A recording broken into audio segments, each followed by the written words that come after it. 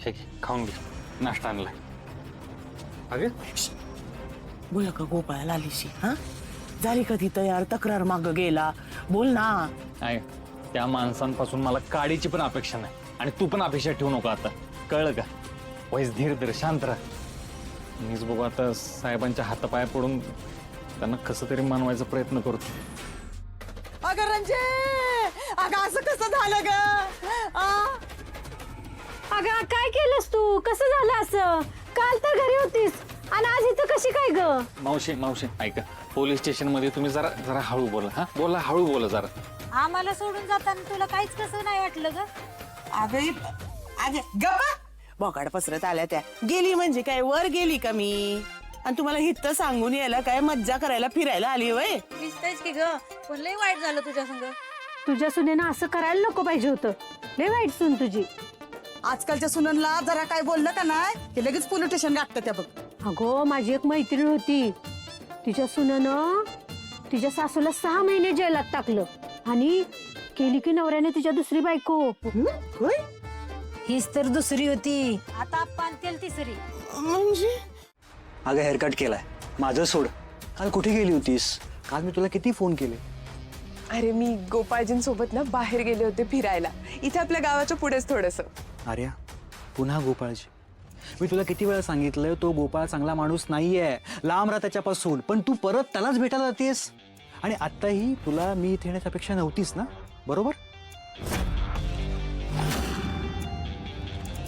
आर्या, तो गोपाळ दाखवतोय ना तितका चांगला माणूस नाहीये. खोटं वागतोय तुझ्याशी, सरळ सरळ तुला फसवतोय. आणि आर्या, मी त्याला खूप चांगलं ओळखतोय. त्याचा फायदा असल्याशिवाय तो कुणाशीही चांगलं वागत नाही. आणि आर्या, तो फक्त दाखवतो चांगला वागतोय. किती फेक वागतो तो, लगेच कळतं ग. मला कळत नाही तर तुलाच का कळत नाहीये? आणि आर्या, मी जरा स्पष्टच बोलतोय. तुला घेऊन त्याचे इंटेन्शन चांगले नाहीयेत. तुला गेल्या वेळी पण सांगितलं होतं ना मी की ऍटलिस्ट माझ्यासमोर तू गोपाळजींबद्दल असलं बोलत जाऊ नकोस. काय प्रॉब्लेम आहे यार साकेत? मला आश्चर्य वाटतं तुझं की तू गोपाळजींबद्दल असा विचार करतोय. चल दादाचं ठीक आहे, मी समजून घेऊ शकते. तुला सांगते, अख्ख्या गावात ना कुठलाही माणूस डोळे झाकून सांगेल की गोपाळजी किती चांगले आहेत. चांगला? अगं तो चांगला नाहीये, तो फक्त दाखवतोय तो चांगला आहे. अरे तुझ्या समोर ना फक्त तो चांगला वागण्याचं नाटक करतोय. जरा डोळे उघडून बघ ना, तुला कळेल. साकेत, माझे डोळे ना उघडेच आहे. आणि मुळात ना हे आल्या आल्या गोपाळजींबद्दलचं रडगाणं सुरू करू नकोस बरं. आता काय झालंय काय माहिती का तुमच्या दोघांचं, तुझ्या आणि दादाचं? तुम्हाला माझ्या आसपासची प्रत्येक व्यक्ती आयुष्यभर वाईट वाटत राहणार आहे, एवढाच मुद्दा आहे. अरे तसं नाहीये. जगात ना खूप चांगली माणसं आहेत, पण तो गोपाळ अजिबात चांगला नाहीये.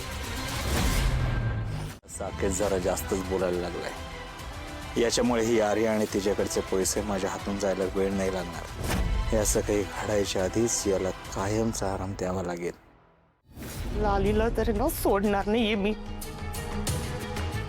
हिच्यामुळं गावामध्ये इज्जत गेलीये माझी. हिच्यामुळं पोलीस स्टेशनाचं तोड बघावं लागलंय मला. न तर मी जन्माची हद्दल घडवणार रे. अजून राग आहेस का नाकावर? आता रागाच्या भरात अजून काही करू नको म्हणजे झालं. लाज वाटते का? त्या काल आलेल्या पोरीमुळे तुझ्या आईला जेलचं तोंड बघावं लागलं. काय नाही वाटलं का तुला सुद्या? तुझ्या जागी दुसरा कुणी असता ना तर आता पातूर ती लाली जेलामध्ये असती. तर जेल काय आपल्या बापाचं आहे का? उठसूट कुणाला पण धरून जेलमध्ये टाकायला? अगं असं नाही होत आहे. कवा तरी आईच्या बाजूनं बोल रे. त्या गोपाळकडं बघ, कशी आईची न बायकोची री ओढत असतो ते. अरे बाबा, तुला सांगते ना, हे जेलामधनं मला सोडवणं बिडवणं ना सगळं नाटक होतं त्याचं. त्यानंच लालीला फूस लावली असणार माझ्या विरुद्ध पोलीस स्टेशनमध्ये कंप्लेंट कर म्हणून. अरे मी सांगते ना तुला. कशावरून? या लालीकडं बापाला देण्यासाठी पैसे आले कुठून? इथं आपण आपल्या हिश्श्याच्या जमिनीचे पैसे मागितले की गोपाळ लगेच हात वर करतोय. मग आता सासूच्या ऑपरेशनला पैसे कुठनं आणले? हाय बाबा, बक्कळ पैसा आहे त्यांच्याकडं. असू देत, आपल्याला काय करायचं. आपल्याला सावध पण राहायचंय, नाहीतर आहे ना गोड बोलून आपल्या दोघांचा काटा काढतील ती. त्या लालीला तर तशी मी घरामध्ये नकोच आहे, मग त्याआधी मीच तिला घराच्या बाहेर काढते की नाही बघ.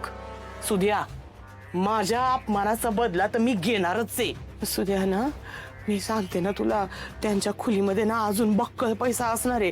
फक्त आहे ना आपल्याला मिळून तो शोधावा लागणार आहे.